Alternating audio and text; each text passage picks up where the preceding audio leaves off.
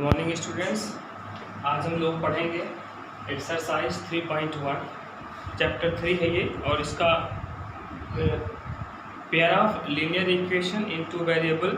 Linear equation हम लोग जानते हैं ये इस फॉर्म का होता है, into variable ax plus by plus c equal to 0। ये लीनियर इक्वेशन इनटू वेरिएबल होता है। ठीक है, हमें यहाँ पर पढ़ना pair of linear equation into variable. तो पेयर ऑफ लीनियर इक्वेशन ये क्वेश्चन है, इसको मैं कुछ देर से सॉल्व करता हूँ। पहले अपन देखते हैं पेयर ऑफ लीनियर इक्वेशन। तो पेयर ऑफ लीनियर इक्वेशन ये क्या होता है? ये होता है a1x plus b1y plus c1 equal to 0 and next a2x plus b2y plus c2 equal to 0। ठीक है, ये पेयर ऑफ लीनियर इक्वेशन होता है। And where a1 a2 b1 b2 c1 c2 are real numbers.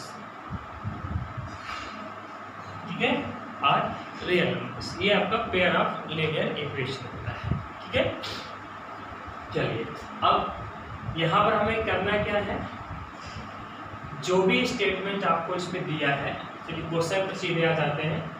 इसके बाद बहुत सारी properties अपने को पढ़नी है पेयर ऑफ लीनियर इक्वेशंस की, लेकिन इसके पहले हम लोग इसको सॉल्व क्या करना है।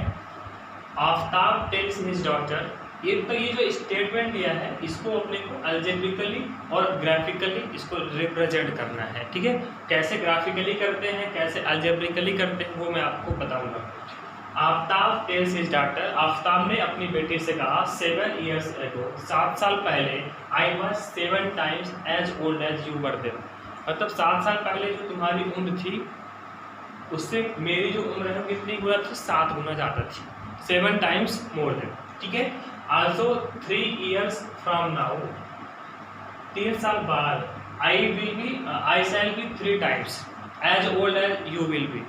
3 साल बाद मेरी जो एज होगी, मतलब आफ्ताब की जो एज होगी वो अपनी बेटी की एज से, डॉटर की एज से 3 times होगी। Represent this situation algebraically and graphically.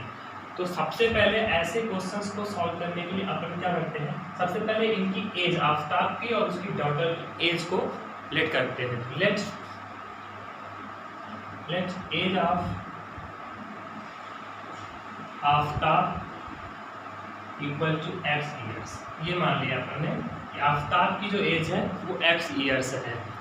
And age of his daughter, उसकी डॉटर की जो एज है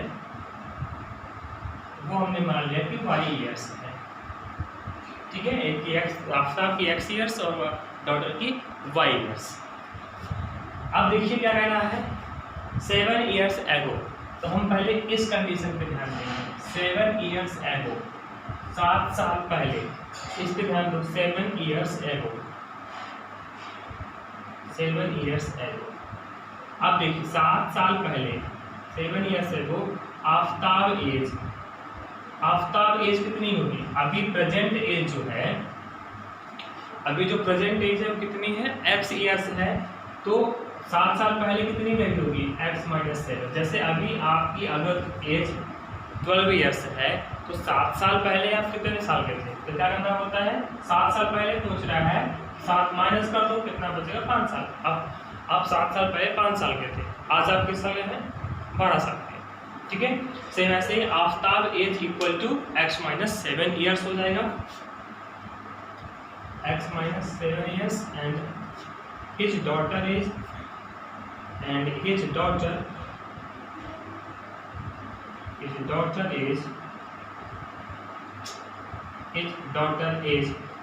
कितनी हो जाएगी? प्रेजेंट में y है तो 7 ईयर पहले y - 7 ईयर। ठीक है, ये आ गई दोनों की 7 साल पहले की एज। फिर क्वेश्चन क्या कह रहा है, I was 7 times as old as you were then। According to the given condition, I was 7 times, तो ये क्या है, आई वाज 7 साल पहले की बात कर रहे हैं, 7 साल पहले x माइनस 7 इक्वल टू, देखिएगा y माइनस 7। क्या कह रहा है कि 7 साल पहले जो आपका आफताब है वो अपनी डॉटर से 7 गुना ज़्यादा था, 7 टाइम्स ज़्यादा था। तो क्या हो जाएगा 7 टाइम्स, किससे ज़्यादा था, बेटी से ज़्यादा था।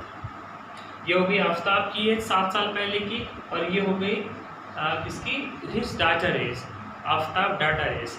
And Aftab is 7 times as old as you were them, you were them मतलब डॉटर, ठीक है। 7 साल पहले आफताब की एज अपनी बेटी की एज का 7 गुना, तो 7 से मल्टीप्लाई कर दिया।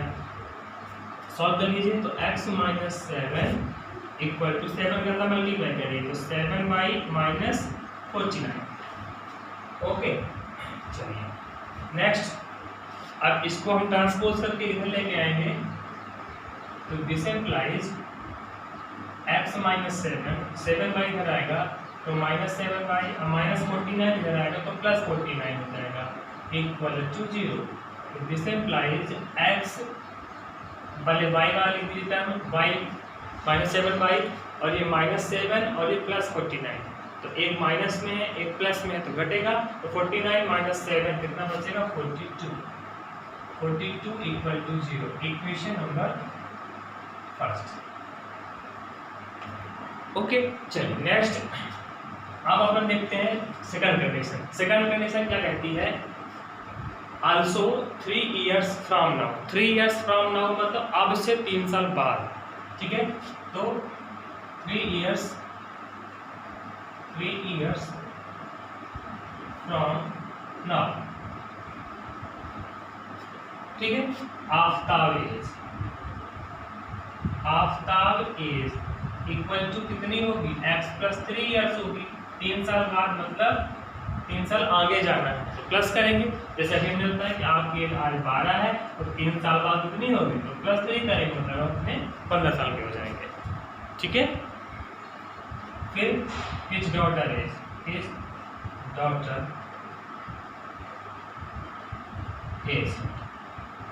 एज कितनी हो जाएगी, y प्लस 3 years, ये हो जाएगी, ठीक है। चलिए, तो according to the given condition, condition क्या कहती है, 3 times from now, the 3 years from now I shall be 3 times, अब कितने गुना हो गई, 3 गुना, 3 times हो गया, ठीक है। तो आफताब एज 3 times है किसके, अपनी डॉटर की एज की, तो 3 into y प्लस 3, बस वही सिंप्लीफाई कर दीजिए, x plus 3 equal to 3y plus 9, this implies x plus 3, इसको दोनों को ट्रांसपोज करके इधर लेके आएंगे तो minus 3y minus 9 equal to 0। अब सॉल्व कर दीजिए तो दिस इम्प्लाइज x फिर माइनस 3y और 3 और माइनस 9, अब 3 में माइनस 9 होगा तो कितना बचेगा minus 6 equal to 0। Equation number 2, ठीक है। अब hence algebraically representation, hence algebraically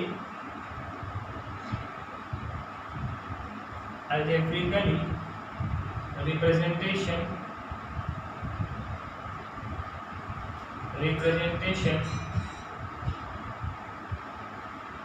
क्या हो जाएगा, इन्हीं यही जो आपके दो इक्वेशन जो मिले हैं यही आपका algebraically रिप्रेजेंटेशन है। तो x minus 7y plus 42 equal to 0 and x minus 3y minus 6 equal to 0, यही आपका अलजेब्रिकली रिप्रेजेंटेशन।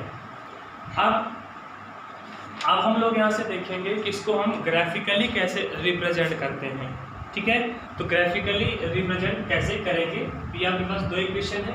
अब मैं बाकी चीज़ें यहाँ से इरेज कर देता हूँ, ठीक है, क्योंकि हमने अलजेब्रिकली तो रिप्रेजेंट कर ही दिया है, अब हमको इसको ग्राफिकली रिप्रेजेंट करना है। तो ग्राफिकली रिप्रेजेंट करने के लिए देखिए, सबसे पहले हम फर्स्ट इक्वेशन लेंगे फ्रॉम फर्स्ट, ठीक है। अब आप यहाँ से देखिए फर्स्ट इक्वेशन कैसे सॉल्व होगा। तो इसको सॉल्व करने के लिए सबसे पहले आपको क्या करना पड़ेगा, फ्रॉम फर्स्ट x -7y और +42 को ट्रांसपोज करके आप उधर भेज दीजिए, तो ये हो जाएगा 7y और -42। ठीक है, अब हम यहाँ से एक टेबल बनाते हैं इन दोनों के लिए, दोनों इक्वेशन के लिए हम अलग से टेबल बनाएंगे। दिस ये आपका x होगा और ये y होगा। हम यहाँ से x और y के वैल्यू को चूज करेंगे। तो हम ऐसा करते हैं कि यहाँ से अगर हम y की वैल्यू ले लें 0, नहीं y की वैल्यू ले लेते हैं 7, ठीक है, या 6 वैल्यू ज़्यादा बेटर है। यहाँ से हम y की वैल्यू 6 ले लेते हैं। अब यहाँ पर पुट करते हैं यही वाली इक्वेशन में, देखिएगा तो x = 7 × 6 - 42 कितना आएगा, 42 - 42 कितना आ गया, 0। मतलब हमने जब y की वैल्यू 6 ली तो x कितना आया, 0। मतलब हमें ऐसी वैल्यू चूज करना, हम ले कोई भी वैल्यू हो सकते हैं, लेकिन ऐसी वैल्यू चूज करना है जिससे इसको सिंप्लीफाई करना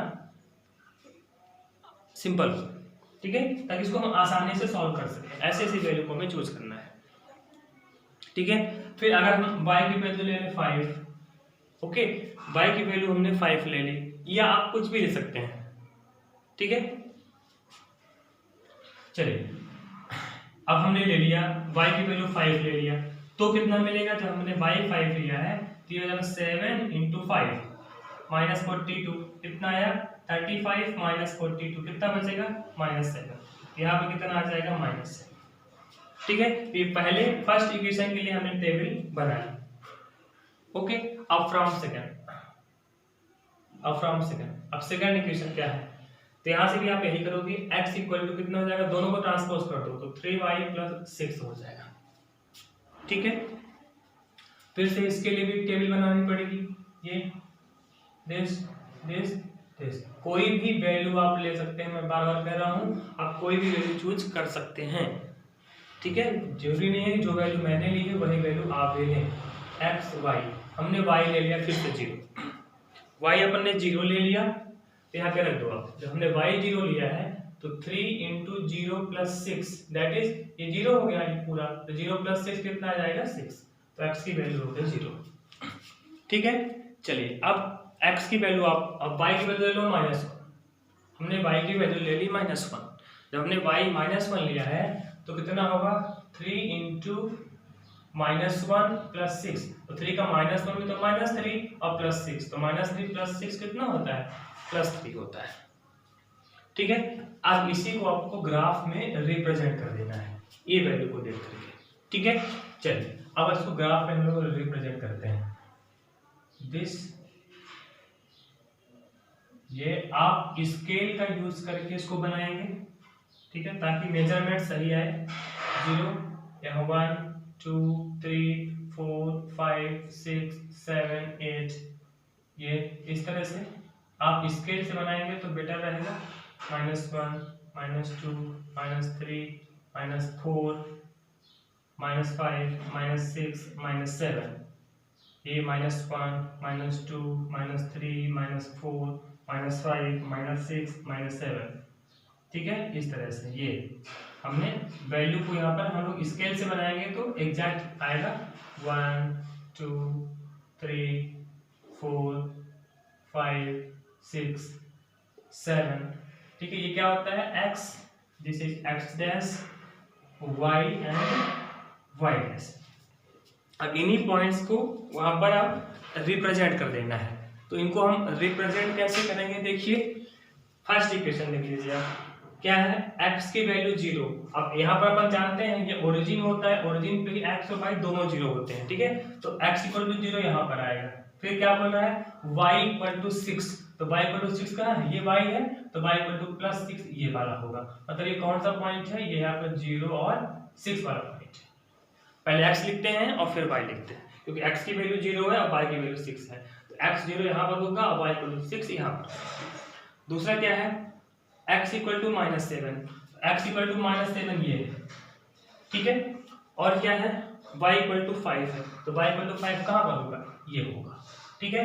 तो आप ऐसे बनाइए, यहाँ जाइए, ये ऐसे, ये आपको ड्रॉ नहीं करना है, बस आपको ये